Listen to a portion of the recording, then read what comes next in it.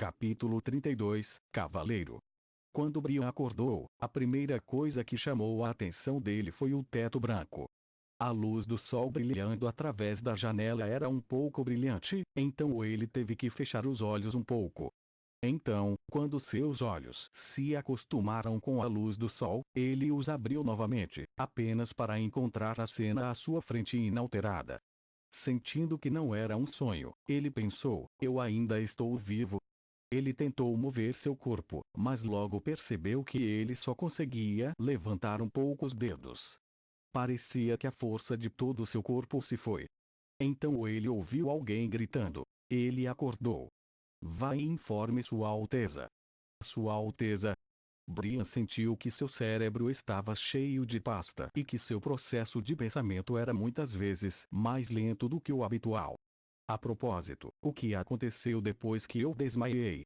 Eu só posso lembrar que Viper perfurou meu peito e que eu estava morrendo, e no meu último momento eu pude ver uma mulher fantasmagórica que derrotou todos os inimigos de uma maneira incrível. Logo uma empregada chegou para ajudá-lo a se sentar na cama.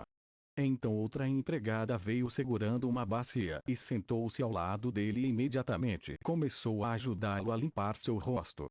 Em toda a sua vida, Brian nunca havia experimentado um serviço pessoal tão abrangente, além de que todas as empregadas eram todas jovens mulheres, o que tornava a situação realmente desagradável para ele. Felizmente, a situação não durou muito tempo.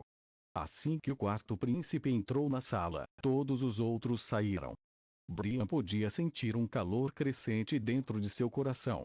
Ele tinha muito a pedir, mas depois, quando tentou abrir a boca, não sabia por onde começar. Mas, ao contrário do que ele esperava, Prolan acenou com a cabeça e disse: eu já sei de todas as suas realizações passadas, e Brian, você é digno do título de herói. Ouvindo a palavra herói, Brian de repente sentiu seus olhos começarem a lacrimejar. Ele começou a soluçar e sua voz engasgou. Não, Sua Alteza, minha amiga, é a verdadeira. Prolan deu-lhe um tapinha no ombro para confortá-lo. Era exatamente como Nightingale previra. Depois que Fierce-Scar foi arrastado para a câmara de tortura, ele começou a contar tudo o que sabia antes mesmo de o diretor colocar as mãos nele. A pessoa por trás desse grupo não era sua irmã ou qualquer outro de seus irmãos, mas a família Elk de Longsome Stronghold. O conde Elk entrou em contato com seu distante parente Ler Dimitri. Mais tarde, Fierce-Scar ganhou o controle da maioria da patrulha da cidade com a atração de uma recompensa. Além disso, ele também enviou um assassino para substituir um dos membros da equipe para evitar que um acidente ocorresse no decorrer da ação. O objetivo desse grupo de pessoas não era assassinar Roland como ele havia pensado, mas pretendiam queimar as reservas de comida para que ele obedientemente voltasse para a fortaleza. Sua conspiração resultou na morte de uma pessoa inocente, Greymond. Ele tentou parar Fierce-Scar quando ouviu falar de sua intenção criminosa, mas ele foi esfaqueado até a morte com um punhal por um de seus próprios subordinados. O paradeiro do membro da patrulha que foi substituído por Viper era desconhecido.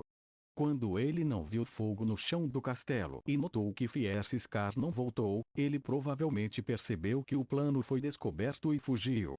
Para ajudar a estabilizar o humor de Brian, Prolan prometeu a ele: seu amigo Greymond, ele terá um funeral adequado para o sacrifício, e sua família será bem cuidada, eles não precisarão mais se preocupar com comida no futuro. Obrigado, Alteza. Brian respirou fundo. Eu tenho que saber. Cicatriz feroz, ele está morto. Não, ele ainda está vivo. Brian dolorosamente fechou os olhos. Ele preferiria que eles não salvassem Fierce-Scar para que ele fosse arrastado para o inferno do que os dois continuassem vivos. Mas agora, a chance de cumprir o seu desejo tornou-se magra. Não havia dúvida de que Fierce-Scar era culpado, mas os pecados cometidos pela nobreza sempre poderiam ser redimidos com dinheiro. Enquanto seu tio estivesse disposto a protegê-lo, era muito provável que Fierce-Scar não morresse. Era muito provável que ele nem precisasse ir para a prisão. Roland poderia naturalmente adivinhar seus pensamentos, e ler Dmitri, o tio de Fierskar, também é um parente distante da família Eukin Longsom Stronghold. O chefe da família é Luke Dmitri, um vassalo de Duque Rian, mas o fato dele ser o tio distante de Fierskar, aqui ele parou por um momento, não afetará o veredicto final. Fierskar foi condenado à morte por enforcamento e faltam apenas 3 dias para sua execução. Se você puder restaurar seu corpo até lá, você é convidado a testemunhar isso se quiser.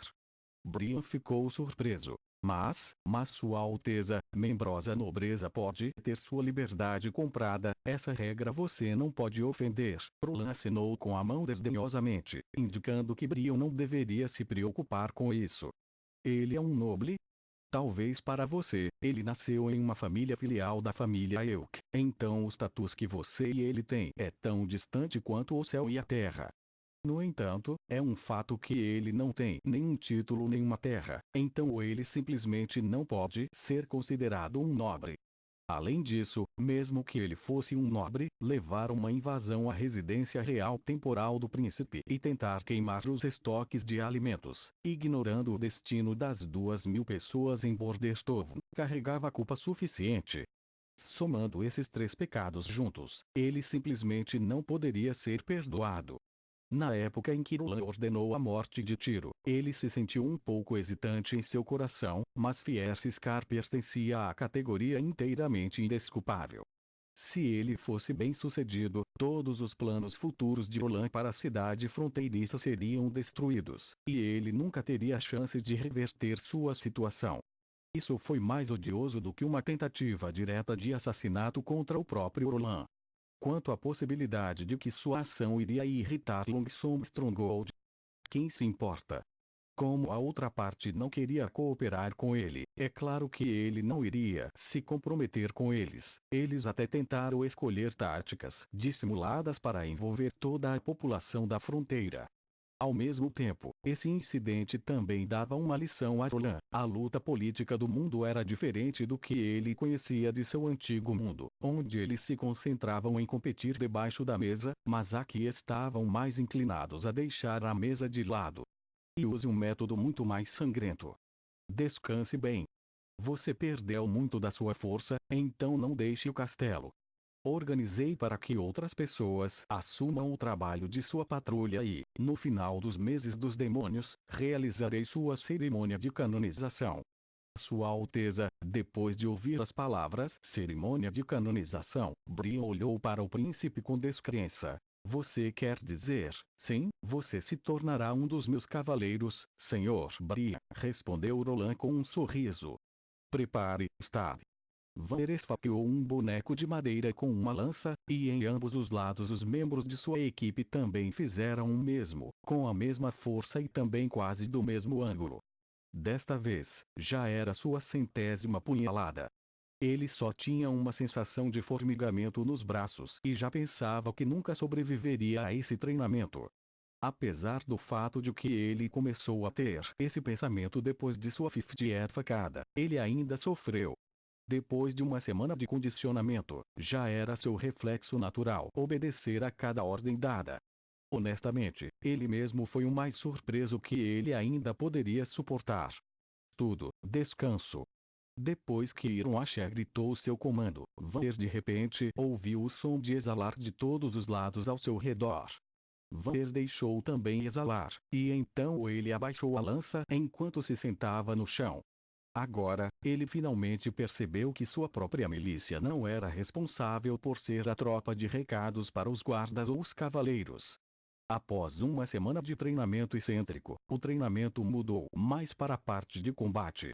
Por exemplo, agora eles estavam em pé na muralha da cidade e estavam lançando suas lanças de acordo com as ordens do capitão. Embora esses piques fossem substituídos por postes de madeira, qualquer um poderia imaginar seus papéis no futuro. A equipe de logística nunca faria esses exercícios, então isso também significava que eles enfrentariam as bestas do mal na parede. Naturalmente, pensando sobre isso, Vanner sentiu medo. Ele até havia pensado em se esgueirar, mas não sabia por quê, vendo seus companheiros de equipe se cercando com o pensamento de 3 refeições por dia e um bom salário lentamente mudou de ideia.